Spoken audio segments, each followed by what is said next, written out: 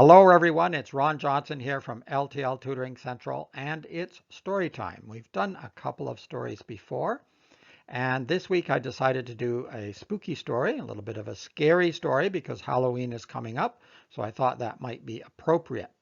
And it's called The Telltale Heart by Edgar Allan Poe. I won't be putting the text up this time and following along on the screen, but what I will do is put a link below, and you can click on that if you want to follow along with the text. I'll give you a couple of minutes in case you do want to click on that link and follow along. Of course, you can always come back, but this is a great time to remind you to click on the thumbs up if you like the video. I hope you do. Also, click on the subscribe button. That will really help with the algorithm. It helps the channel stay alive and helps me to keep going. And also, the notification button will let you know when new videos are coming up.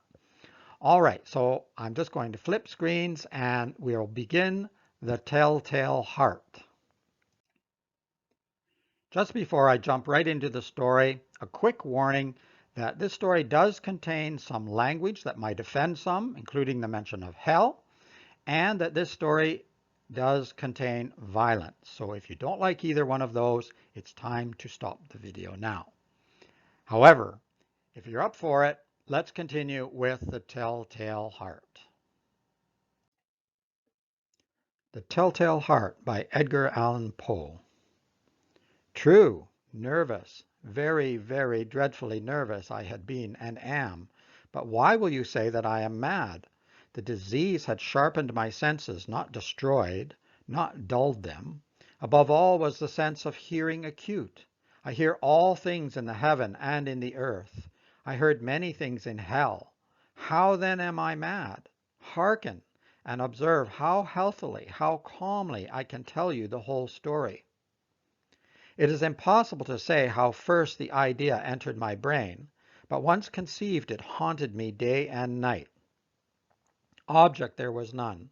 Passion there was none. I loved the old man. He had never wronged me. He had never given me insult. For his gold I had no desire. I think it was his eye. Yes, it was this. He had the eye of a vulture, a pale blue eye with a film over it. Whenever it fell upon me, my blood ran cold, and so by degrees, very gradually, I made up my mind to take the life of the old man, and thus rid myself of the eye forever. Now this is the point. You fancy me mad. Madmen know nothing. But you should have seen me. You should have seen how wisely I proceeded, with what caution, with what foresight, with what dissimulation I went to work. I was never kinder to the old man than during the whole week before I killed him. And every night about midnight I turned the latch of his door and opened it, oh, so gently. And then when I had made an opening sufficient for my head, I put in a dark lantern, all closed, that no light shone out, and then I thrust in my head. Oh, you would have laughed to see how cunningly I thrust it in. I moved it slowly, very, very slowly, so that I might not disturb the old man's sleep. It took me an hour to place my whole head within the opening, so far that I could see him as he lay upon his bed. Ha!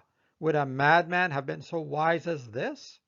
And then, when my head was well in the room, I undid the lantern cautiously.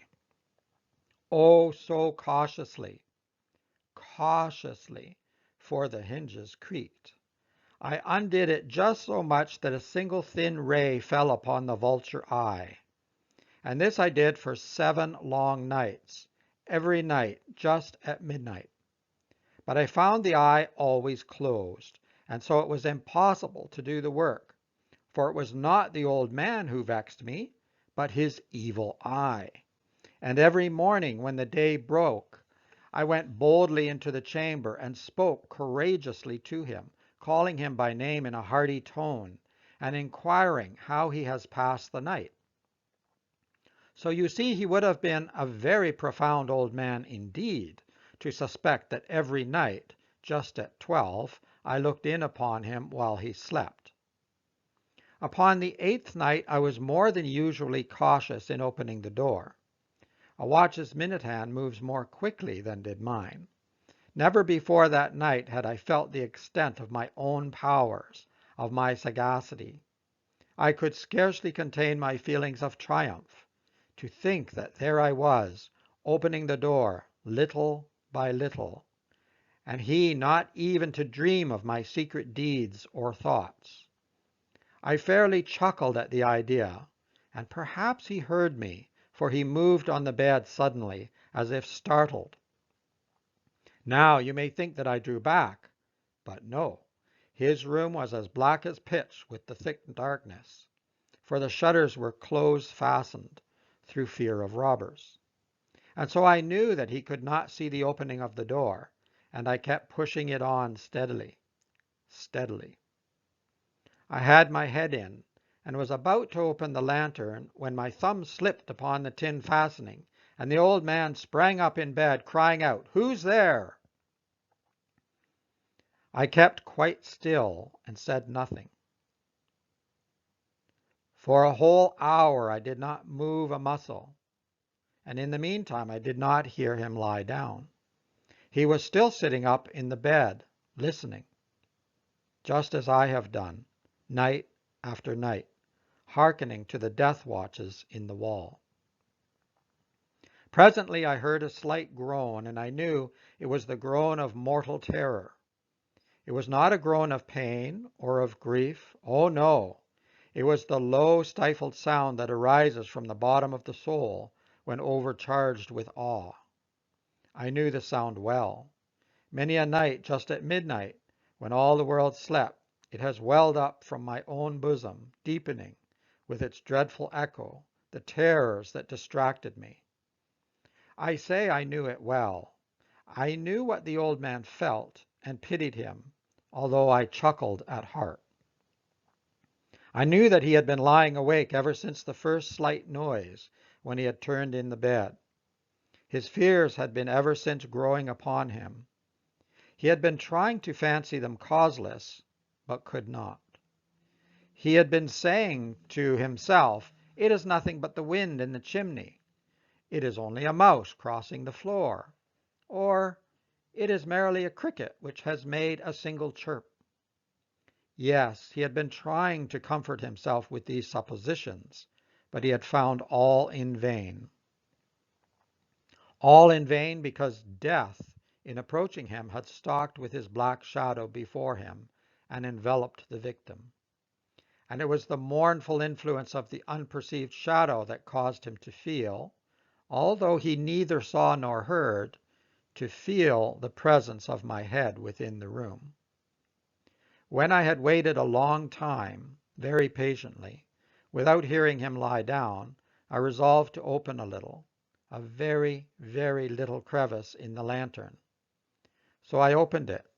You cannot imagine how stealthily, stealthily, until at length a simple dim ray, like the thread of the spider, shot from out the crevice and fell full upon the vulture eye. It was open, wide, wide open, and I grew furious as I gazed upon it. I saw it with perfect distinctness, all a dull blue, with a hideous veil over it that chilled the very marrow in my bones.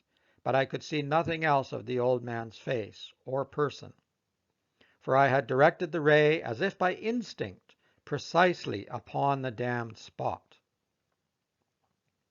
And now, have I not told you that what you mistake for madness is but over-acuteness of the sense? Now, I say, there came to my ears a low, dull, quick sound, such as a watch makes when enveloped in cotton. I knew that sound well, too. It was the beating of the old man's heart. It increased my fury, as the beating of a drum stimulates the soldier into courage. But even yet I refrained and kept still. I scarcely breathed. I held the lantern motionless. I tried how steadily I could maintain the ray upon the eye. Meantime, the hellish tattoo of the heart increased. It grew quicker and louder every instant. The old man's terror must have been extreme. It grew louder, I say, louder every moment. Do you mark me well? I have told you that I am nervous, so I am. And now, at the dead hour of the night, amid the dreadful silence of that old house, so strange a noise as this excited me to uncontrollable terror. Yet, for some minutes longer I refrained and stood still. But the beating grew louder, louder. I thought the heart must burst, and now a new anxiety seized me. The sound would be heard by a neighbor. The old man's hour had come. With a loud yell, I threw open the lantern and leaped into the room. He shrieked once, only once. In an instant, I dragged him to the floor and pulled the heavy bed over him. I then smiled gaily to find the deed so far done. But for many minutes the heart beat on with a muffled sound. This, however, did not vex me. It would not be heard through the wall. At length it ceased. The old man was dead.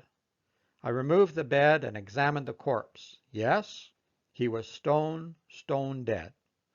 I placed my hand upon the heart and held it there many minutes. There was no pulsation. He was stone dead. His eye would trouble me no more. If still you think me mad, you will think so no longer when I describe the wise precautions I took for the concealment of the body. The night waned, and I worked hastily but in silence. First of all, I dismembered the corpse. I cut off the head and the arms and the legs. I then took up 3 planks from the flooring of the chamber and deposited all between the scantlings. I then replaced the boards so cleverly, so cunningly, that no human eye, not even his, could have detected anything wrong. There was nothing to wash out, no stain of any kind, no blood spot whatever. I had been too wary for that. A tub had caught all. Ha ha! When I had made an end of these labors, it was 4 o'clock, still dark as midnight.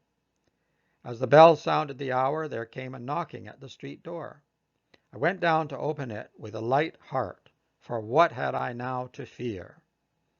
There entered 3 men who introduced themselves with perfect suavity as officers of the police.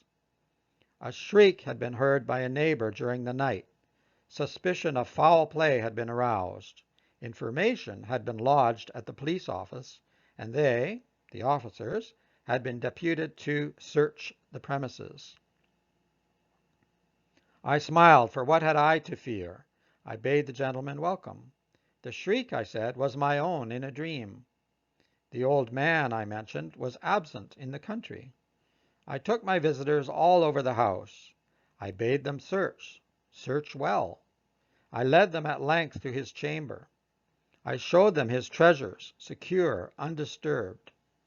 In the enthusiasm of my confidence, I brought chairs into the room and desired them here to rest from their fatigues, while I myself, in the wild audacity of my perfect triumph, placed my own seat upon the very spot beneath which reposed the corpse of the victim. The officers were satisfied. My manner had convinced them. I was singularly at ease. They sat, and while I answered cheerily, they chatted of familiar things. But ere long I felt myself getting pale and wished them gone. My head ached, and I fancied a ringing in my ears, but still they sat and still chatted. The ringing became more distinct. It continued and became more distinct. I talked more freely to get rid of the feeling, but it continued and gained definiteness until at length I found that the noise was not within my ears. No doubt I now grew very pale, but I talked more fluently and with a heightened voice. Yet the sound increased, and what could I do? It was a low, dull, quick sound, much such a sound as a watch makes when enveloped in cotton. I gasped for breath, and yet the officers heard it not. I talked more quickly, more vehemently, but the noise steadily increased. I arose and argued about trifles in a high key and with violent gesticulations, but the noise steadily increased. Why would they not be gone? I paced the floor to and fro with heavy strides, as if excited to fury by the observations of the men, but the noise steadily increased. Oh, God! What could I do? I foamed, I raved, I swore. I swung the chair upon which I had been sitting and grated it upon the boards, but the noise arose over all and continually increased. It grew louder, louder, louder, and still the men chatted pleasantly and smiled. Was it possible they heard not? Almighty God, no, no, they heard, they suspected, they knew. They were making a mockery of my horror. This I thought, and this I think. But anything was better than this agony. Anything was more tolerable than this derision. I could hear those hypocritical smiles no longer. I felt that I must scream or die. And now again, hark! Louder, louder, louder, louder. Villains! I shrieked. Dissemble no more. I admit the deed. Tear up the planks. Here, here. It is the beating of his hideous heart. There we have it, the telltale heart. What did you think of the story? What did you think of the narrator? Do you think he was mad? In the context of the story, he uses the word mad to mean crazy, and he tries to convince us that he is not mad because of all the planning and the care, etc., that he isn't a madman. But what do you think? Is he a reliable narrator, or is he an unreliable narrator trying to lead us down the garden path? That's something you should always ask, especially in a first-person story, but even in a third-person story, I think you always have to question the characters and whoever is telling the story. Are they reliable or unreliable? And fit that into the context of the plot, the events, and everything else entailed within a story. I hope you enjoyed it. Come back and listen as often as you like. Of course, click on the link below if you're watching on YouTube, and you can have access to the text so that you can follow along if you like, or just read the story by itself. It's Ron Johnson from L.T.L. Tutoring Central. Bye-bye for now. A quick look at the subscribe button, the notification bell, of course the thumbs up for like if you like the video, and there's the website www.tutoringcentral.com, and email me at tutoringcentral@inbox.com.